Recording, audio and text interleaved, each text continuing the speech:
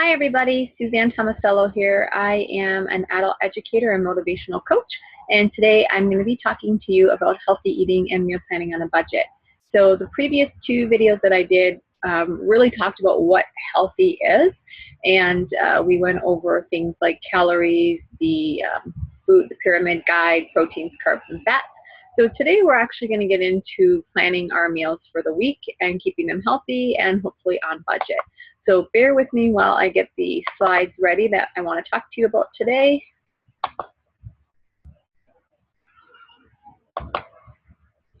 Okay, so I'm just going to go through this quickly with you. There's a bit of a review from what we did in the last two videos, but the videos are still available for you to take a look at, so I'm not going to talk too much about them.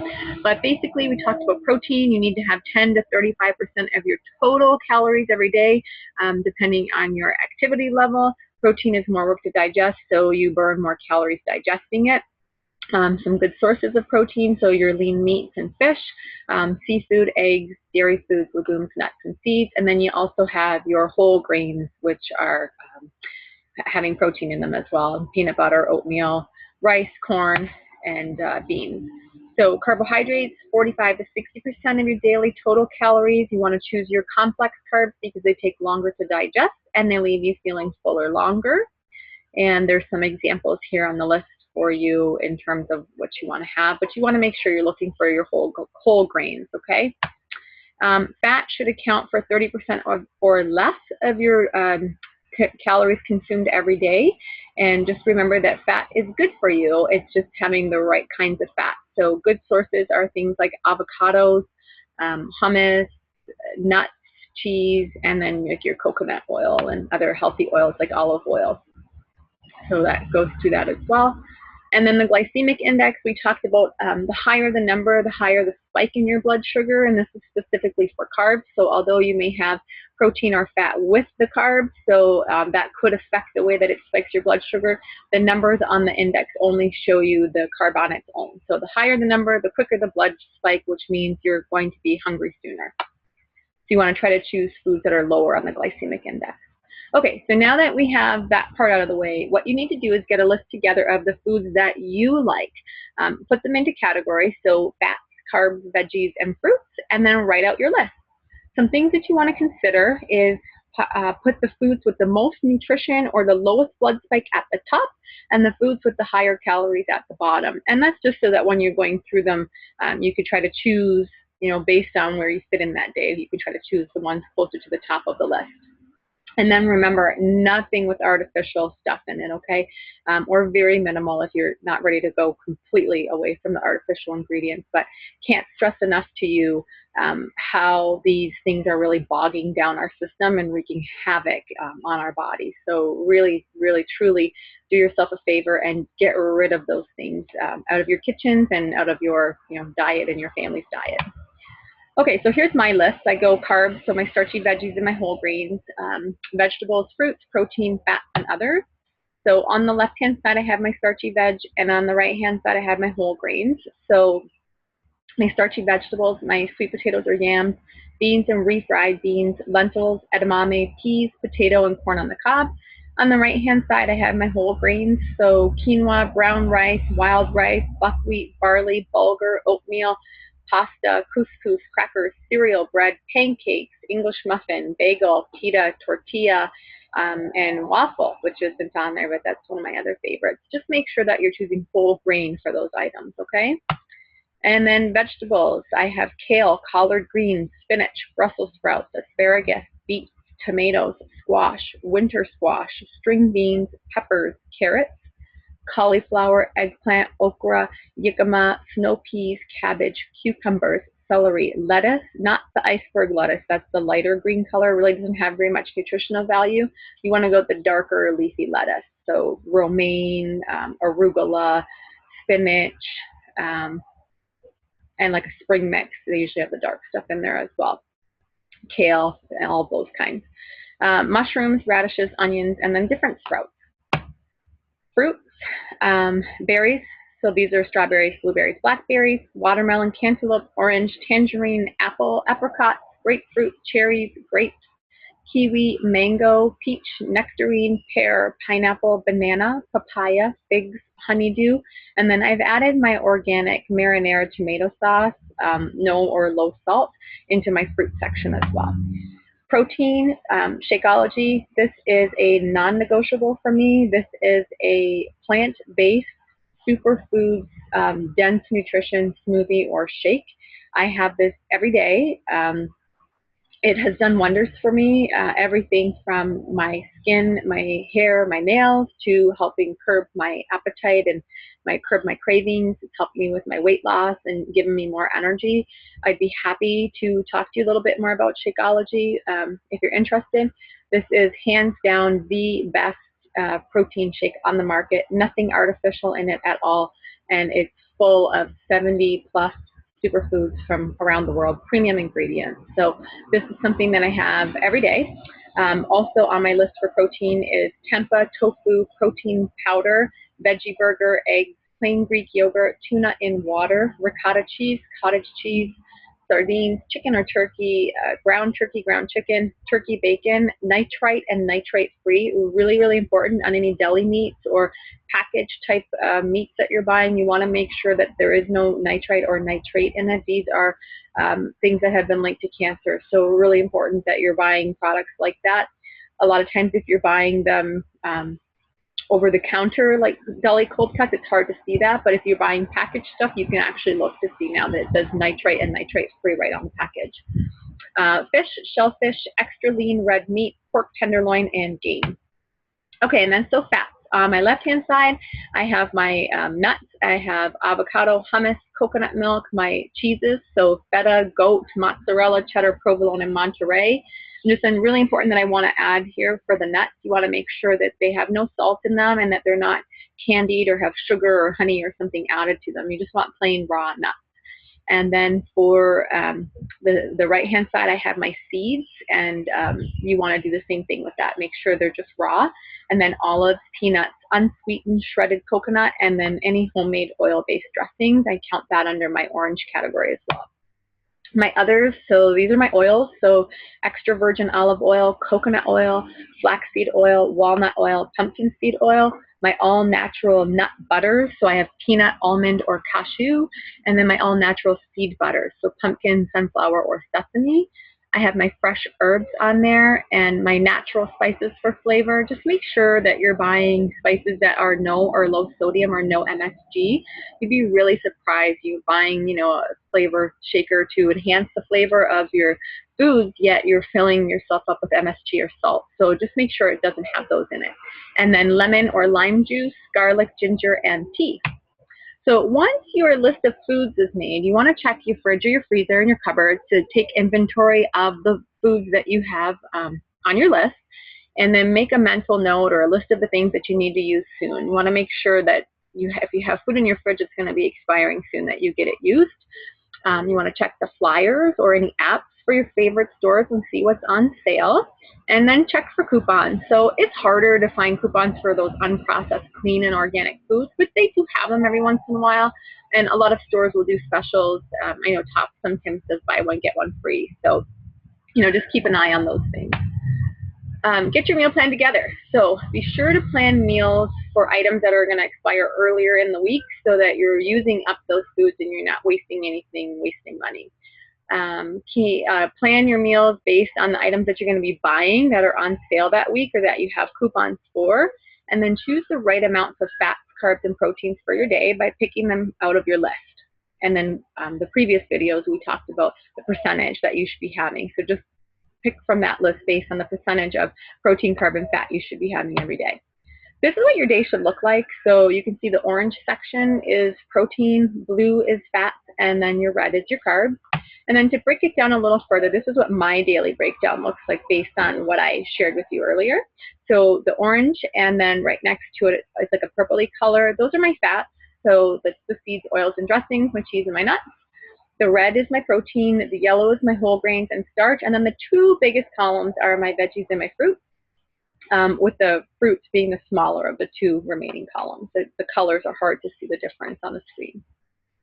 this is what my weekly meal plan looks like. So you can see I have the colors coded right onto my plan. And I'm going to show this to you a little bit smaller so it's easier to see. So you can see here for breakfast, I'm having 2 boiled eggs with toast with coconut oil. I use coconut oil in place of butter on my toast, and I love it. So give it a try. I hope you'll love it just as much as I do. So the 2 boiled eggs count for me as 1 protein, so I check off the red. The yellow is the toast, so that's my my carb, so I check that off. And then the coconut oil, I count that as just like a teaspoon towards my other for the day. My snack is my Shakeology, and I add that with some fruit and spinach, and I blend it with ice, so I have that, and it's super filling. My lunch would be a stir fry, and I'm putting kale, quinoa, avocado, coconut oil, and a balsamic vinegar in there. So that's going to count for 1 of my veggies, 1 of my carbs, and then 1 of my fats as well. And then my plain Greek yogurt with fruit and flaxseed, that's going to be for my snack. So the orange seed is counted there, and then the purple is counted for the fruit, and then the red is the Greek yogurt. My dinner is my whole wheat spaghetti with turkey, meatballs, and salad. So I'm counting 1 green veggie, 1 red protein for the meatballs, and then 1 yellow carb for the pasta. The next day, oatmeal with fruit. For breakfast, snack is Shakeology with fruit, spinach, and kale. My lunch is a salad and a big portobello mushroom with spinach, tomatoes, and goat cheese. My snack that day is going to be apple with PB Fit. PB Fit is a peanut butter that basically they roast the peanuts and then they break them down into a powder form. So it has significantly less amount of fat in it. They do add a little bit of sugar in it just to give you its flavor, but I love it, and I think it's excellent. It has less calories in it, and I think it's better for you. I know that I'm getting enough fats in my diet already, so I'm not worried about the peanut butter or needing the peanut butter for the fat. So I'm happy that they're removing more of the fat from it. And then dinner, I'm going to be having black rice, broiled fish, spinach, and sweet potato. So you can see I just check off from each of the categories, so I know I'm getting the right amount of protein, carbs, and fats in my diet. So just to move forward, I'll show you the rest of the week. So toast and hard-boiled eggs for breakfast, Shakeology with banana, and PB Fit for a snack. That's my favorite, by the way. Lunch is a half a sweet potato and crock pot chicken with ginger and pineapple. It's so easy to make that. I literally throw chicken breast, a little tiny bit of water, some grated ginger, and then I just cut up some pineapple and I bake it in the crock pot for the day. I usually add the pineapple later just so it doesn't get too soggy. And then fruits and nuts for my snack, and then for dinner I would be having leftover black rice and then veggie stir fry with sesame seeds, coconut oil, and a little bit of low sodium soy sauce. Or you can use liquid aminos instead of soy sauce, which is a healthier version for you. So that can be an option. Following day, eggs and toast and fruit, Shakeology with fruit, barley and lentil salad with goat cheese, yogurt, fruit, and flaxseed, and then ratatouille and whole wheat bread for dinner. On Friday, oatmeal with fruit and flaxseed, Shakeology with fruit for my snack, and lunch is veggie soup with lentil and barley and crackers. So you can see I'm using the lentil and barley from the day before to make soup the next day. Apple and PB Fit for a snack, and then for dinner we're doing whole wheat pizza with veggies and salad. One thing that you need to know is when I do my meal plans, I actually try to prepare things ahead of time. So usually on a Sunday after I go grocery shopping, I'll make like a batch of oatmeal or a batch of couscous or rice. So I have those things readily available, and it makes things really easy during the week to just add a scoop of it into a stir fry or into a salad so that you're not starting from scratch. And when you have things prepared like that, it takes a little bit of time to do it, but it makes your week a lot easier, and it ensures that it's a lot easier for you to stick to your plan that you prepared. And then for the weekend, I have oatmeal with veggies and toast, or sorry, omelet with veggies and toast. I tend to have bigger breakfast on the weekend because we sit down as a family and we're not usually rushing out the door. So that's why you'll see Saturday and Sunday looks a little better like that. Shakeology with fruit and spinach for my snack. My lunch is stir fry salad with grilled chicken, pumpkin seeds, and balsamic vinegar. apple and PB Fit for a snack, and then dinner is chicken fingers with sweet potato fries and ricotta cheese. So the chicken fingers, I just make them homemade, cut up chicken tenders and use a little bit of like a panko crusting, or you can use cashew, like ground up cashew with oatmeal, and that's how I do these chicken fingers. Love them, they taste great. The next day, cashew and oat hot cakes. So that's oatmeal and ground up cashews. Shakeology with fruit, veggie stir fry with quinoa and seeds and coconut oil, Greek yogurt, fruit and nuts, and then turkey chili for dinner. So here's how it breaks down for me, and I'm a family of 4. One is a baby, so I guess she's not really eating a lot at this point, but you go on what your budget is. So my expenditure for this week was $188.98 total. $51 of that is being taken off because it accounts for items that I already had in my pantry. And then I'm going to add in $32.50 because that's what it cost me for a week of Shakeology. So that's basically how my budget breaks down. So you can see I've gone through and I've itemized how much each of these things cost, just to show you an idea of my budget. So if your budget was less, then you would plan accordingly, obviously, to what your budget is, and you could make it a lot less. So things like barley and lentils and pasta really don't cost a lot. So if you're really trying to eat on a lower budget, you want to add things like that in there. You can buy veggies like already flash frozen, and they're healthy. They're just as good for you as the regular veggies that you're buying in the store. If you're buying canned vegetables or fruits, one thing I want to tell you is, yes, you can get them cheaper, but they usually have sodium or things added to them to keep them preserved in the can. So you're going to want to make sure that you rinse those off really well before you use them. For the grocery store trip, so you want to stay to the perimeter of the store where fresh produce, dairy, and meats can be found. If you're going into the middle aisles, that's basically, just marketing and advertising and things jumping out at you where they contain processed and artificial flavors. So really you should be sticking to the perimeter of the store and only jetting into the aisles where you need things. So things like whole grain crackers or pasta or rice.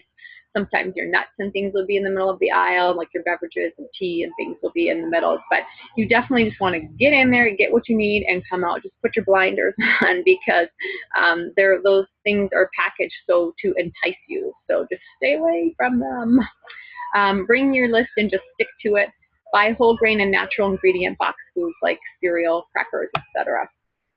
Okay, so today's activity, I want you to write out a list of the foods that you like for each of those categories.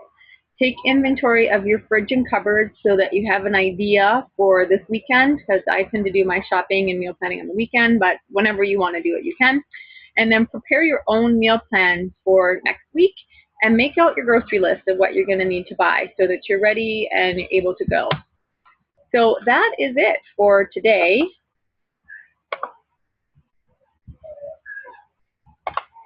So I hope that you will have gotten some information from today.